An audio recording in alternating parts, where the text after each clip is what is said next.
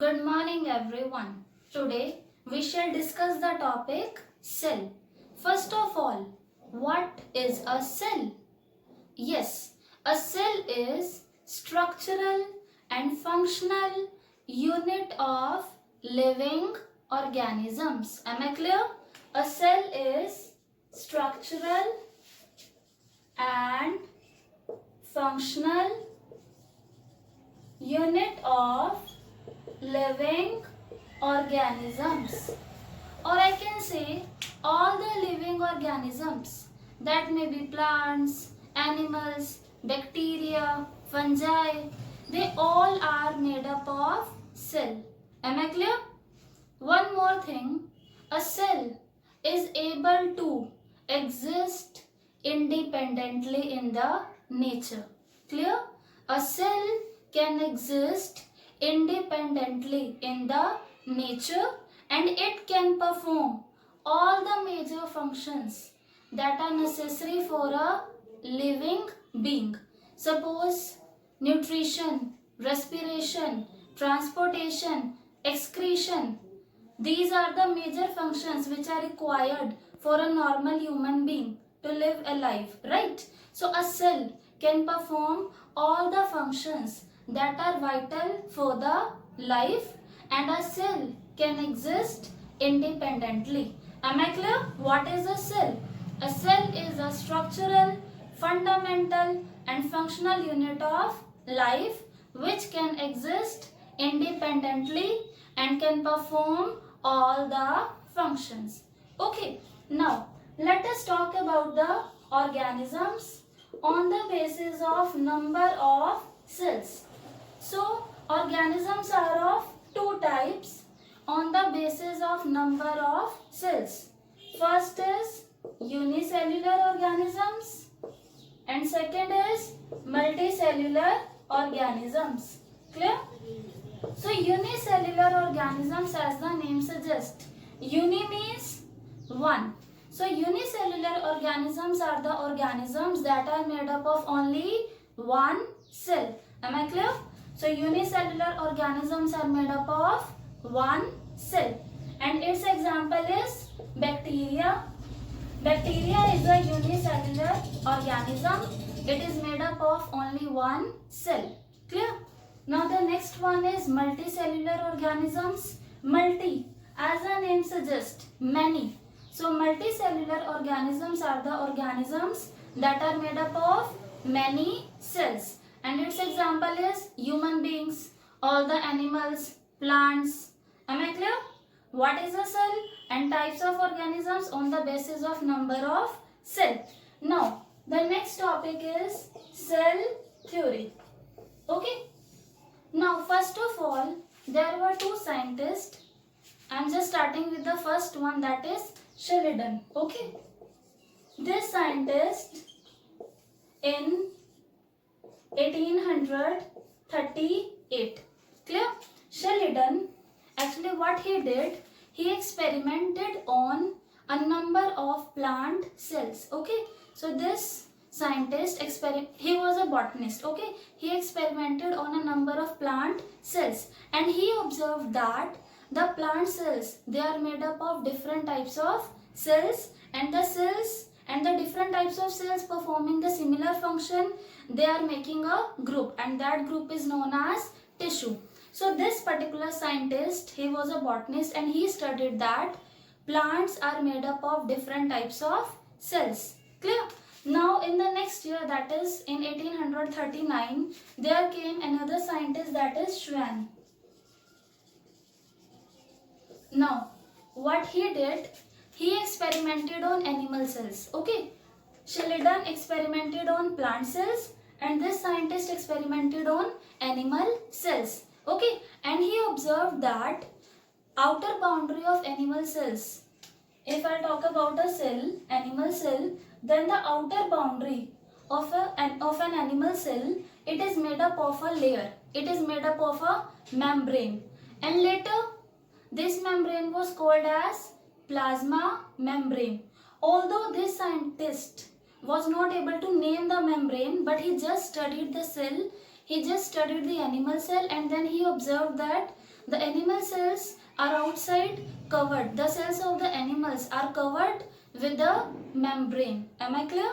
So this scientist Sheridan experimented on plant cells and Schwann experimented on animal cells, and then together Schwann and Sheridan, they formulated the cell theory, and in their theory they said that all living organisms are made up of cells and products of cells. So am I clear? Cell theory was given by Schwann and Sheridan. Okay, together they had given the cell theory, and this theory states that all living organisms are made up of cells and products of cells. But there was a drawback with this theory. Yes, there was a drawback with this theory. This theory, that is cell theory, it was not able to make us clear how new cells arise, or I can say how new cells are formed. This theory states that all living organisms are made up of cells, right? But this theory was not able to explain how the new cells are formed. So there came another scientist in 1855. In 1855, okay? Rudolf Virchow. This was the name of the scientist, okay? So this scientist, he just formulated the cell theory, okay? These two scientists had stated that all living organisms are made up of cells and products of cells. So Rudolf Virchow in 1855 modified the cell theory, and he stated that no doubt all organisms are made up of cells and products of cell, but he added one more point, that new cells are formed from pre-existing cells. So am I clear? So this is the new cell theory that we used to follow today. Okay, at present time we used to follow this cell theory, which was given by Schwann and Sheridan, but formulated by, modified by Rudolf Virchow. Okay, and the modified cell theory is all living organisms are made up of cells, or I can say product of cells. And second one is the new cells arise from pre-existing cells. Am I clear? Now let us start the another topic, that is we have to overview the structure of a cell. Okay, if I talk about the basic structure of a cell first of all is having a membrane, that is cell membrane, right? But if I talk about a plant cell, then outside this cell membrane a cell wall is also present. Am I clear? So the outside boundary of the animal cell is made up of cell membrane, but if I talk about the plant cell, then outside this cell membrane there is also present a cell wall. Am I clear? These are responsible for giving the shape to the cell. Plus cell membrane is having a function to strengthen the cell, to protect the cell from any kind of damage. Clear? Now if you see inside the cell membrane, then there is present cytoplasm. Inside the cell membrane, cytoplasm is present. Cytoplasm is jelly-like fluid. Okay, it is a semi-fluid substance which is present inside the cell membrane, and this is the main area. This cytoplasm is the main area where all the cellular activities takes place. Am I clear? So now, inside the cytoplasm, generally at the center, if you will see, there is present nucleus. There is present nucleus, and as you know, you had read in earlier classes, nucleus, it is the mastermind of the cell. It controls all the activities of the cell. Actually, inside the nucleus, there is present chromosomes, and chromosomes contains the genetic information. Am I clear? So this is the basic structure of a cell. Outside boundary is cell membrane, but in case of plant cell, cell wall is also present. Okay, inside the cell membrane there is present a jelly-like substance which is known as cytoplasm, and inside the cytoplasm there is present a nucleus, and this nucleus is responsible for controlling all the activities of the cell. It contains chromosome, and chromosomes, they contain the genetic information. Am I clear? Now, types of cells. Cells are of two types. How many types? Two types. Prokaryotic and eukaryotic. Okay. So cells are of two types. Prokaryotic and eukaryotic. Pro means primitive. Pro stands for primitive. Okay. So these are prokaryotic cells, means these are primitive kind of cells in which nucleus is not surrounded by nuclear membrane. Suppose here I am drawing the cell. Suppose here is the cell membrane. Okay. Now inside, in the eukaryotic cell, I will draw this structure. This is nuclear membrane. But here in prokaryotic cells, nuclear membrane is absent. So basically I can say all the material of the nucleus, it is being scattered in the cytoplasm. Means all the DNA, chromosomes, genomic material, it is being scattered in the cytoplasm as there is no nuclear membrane. Am I clear? So prokaryotic means the cells that do not have a nuclear membrane, and eukaryotic means the cells that have a nuclear membrane. Clear? So prokaryotic cells are the cells that are not having nuclear membrane. All the material of the nucleus is being scattered in the cytoplasm. Okay. And in eukaryotic cells, nucleus is having the nuclear membrane and all the material of the nucleus is present inside the nucleus only. Okay. It is separated from the cytoplasm by means of a nuclear membrane. Clear? So as I am saying, in prokaryotes, nuclear membrane is absent.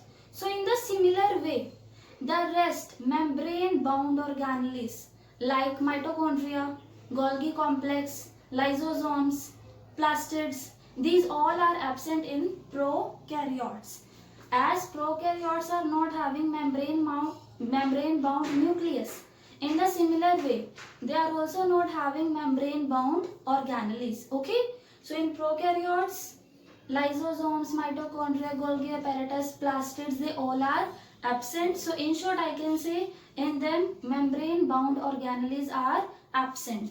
But if I talk about eukaryotes, they do have membrane bound organelles. In eukaryotes, lysosomes, mitochondria, plastids, these all are present. So in prokaryotes, membrane bound nucleus or nuclear membrane is absent. In eukaryotes, nuclear membrane is present. In prokaryotes, membrane bound organelles are absent. In eukaryotes, membrane bound organelles are present. Clear? Example of a prokaryote is bacteria. Okay. Cyanobacteria, that is blue-green algae. An example of a eukaryote is plant cell, animal cell. Clear? Now, let us talk about prokaryotic cells. But before that, let me tell you one more thing about the shape and size of cell. Cells, they vary in shape and size. Okay, if I talk about size first, there is a variation in size. There is the smallest cell that is almost about 0.3 micrometer in length. Okay, this is mycoplasma. Mycoplasma is the smallest cell and it is 0.3 micrometer in size.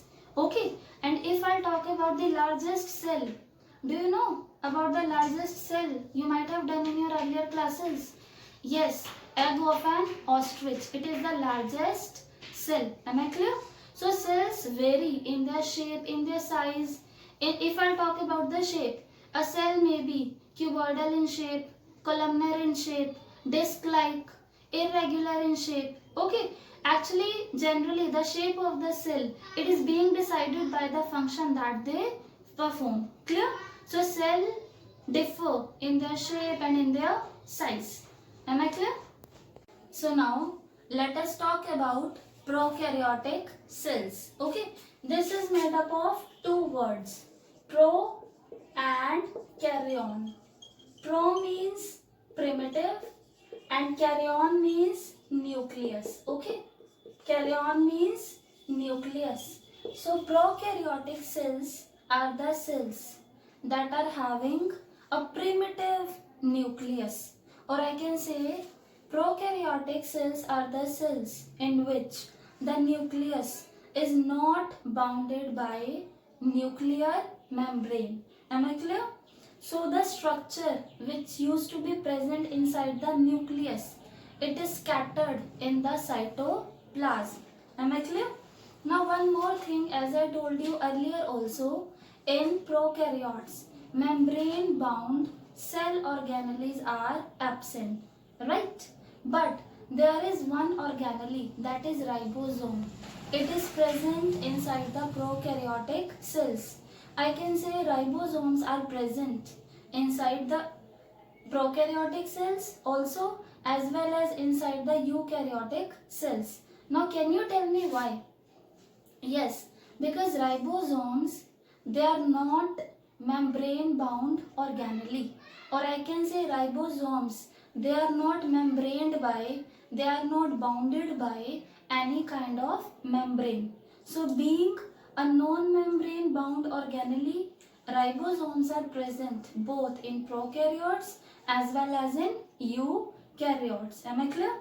So now let us talk about the structure of a prokaryotic cell.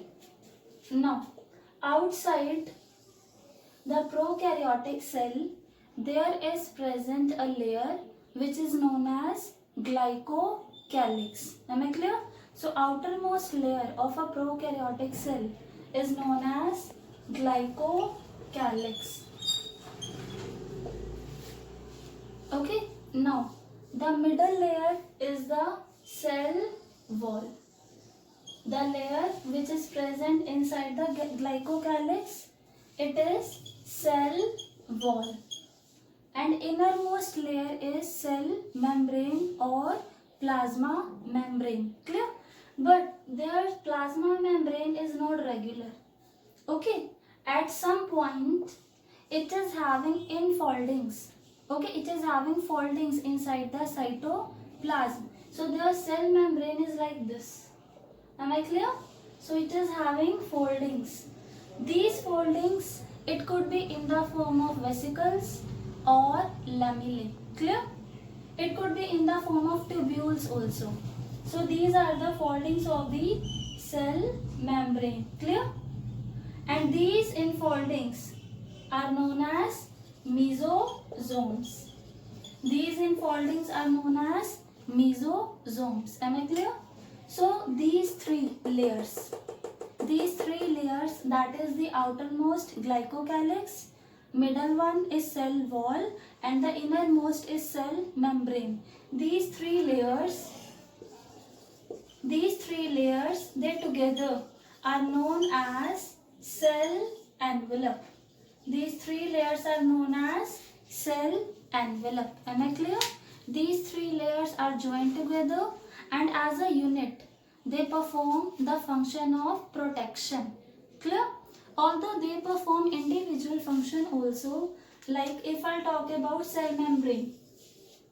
Cell membrane is a you can say it is a layer which allows a semi-movement of the substances. It is semi-permeable membrane. It allows some substances to get inside the cell and some substances to go outside the cell. So it is a semi-permeable membrane. Okay, it helps the cell to interact with the outside surrounding.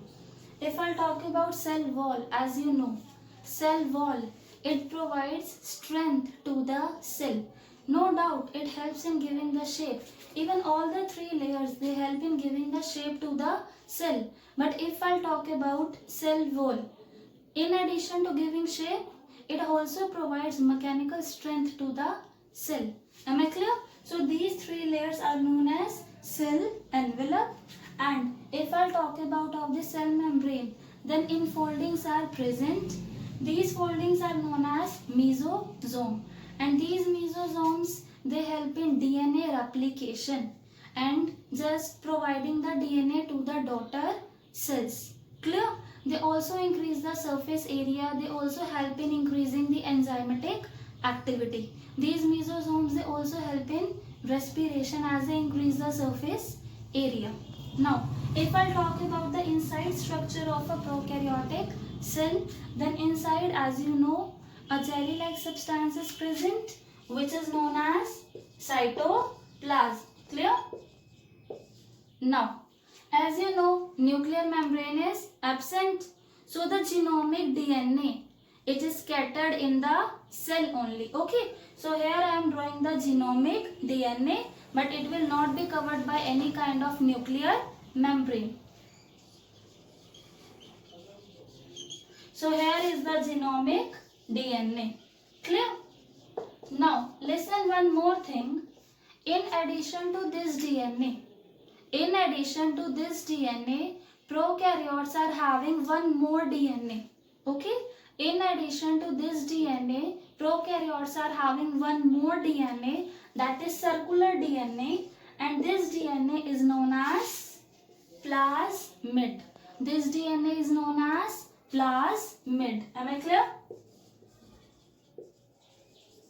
So this is the basic structure of a typical prokaryotic cell. Okay, bacteria, PPLO, that is Pleuropneumonia-like organism.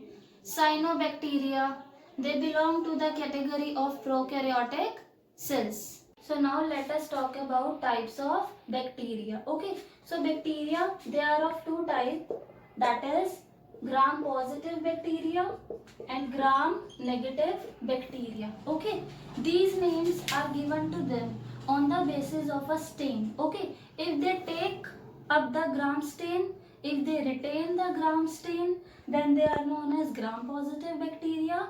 If they do not retain the gram stain, then they are known as gram-negative bacteria. Okay, this gram is named after the name of a scientist. Okay, if the bacteria retain the gram stain, then they are known as gram-positive bacteria. If the bacteria do not retain the gram stain, then they are known as gram-negative bacteria. Am I clear? Now, if I talk about shape of bacteria, this you had done earlier also. Okay, so bacteria, these are of different shapes. Like suppose Vibrio. These are the type of bacteria that are shaped like coma. So their shape is like coma. Clear? Second is Spirillum. As the name suggests, these type of bacteria are having a spiral-like shape. So they are spiral-like. Clear? Like next is Bacillus. These type of bacteria are rod-like. Okay? These are rod-like. Next is Coccus. These are spherical in shape. So these are the different shapes of bacteria. Okay? Now, the bacteria could be motile or it could be non-motile. Motile means they can move. Okay? If the bacteria is motile, then they are having a structure called flagella. Flagella helps in the movement. Okay? If I talk about the structure of flagella, a flagella is having three parts. Okay? Filament, hook and basal body. Filament, hook and basal body. This filament is the longest portion of the flagella that is basically present in the outside surrounding. Am I clear? So flagella helps in movement in the bacteria. Now there are these two surface extensions, pili and fimbriae. They are also present in the bacteria. Pili, these are tubular structure which are made up of a special type of protein, and fimbriae, these are bristle-like fibers. Okay, and it is said that these type of structures, they help the bacteria to get stuck to any kind of rock or any kind of substratum. Am I clear? Thank you.